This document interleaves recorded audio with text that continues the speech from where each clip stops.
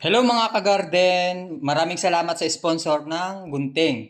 Tatlong paraan paano mag-pruning ng ampalaya para dumami ang sanga at dadami ang kanyang bunga. Unahin yung dahon sa pinakaibaba para meron na po tayong pang-ulam. Isama nyo po yung kanyang shoots, yung side shoots dun sa pinakaibaba, mga 2 dangkal po ang aabutin po natin. Tapos yung pinakadulo, yung talbos. Ayan o. Para mag-focus po sa kanyang pagdami ng kanyang sanga. Ayan, ilagay po natin sa box.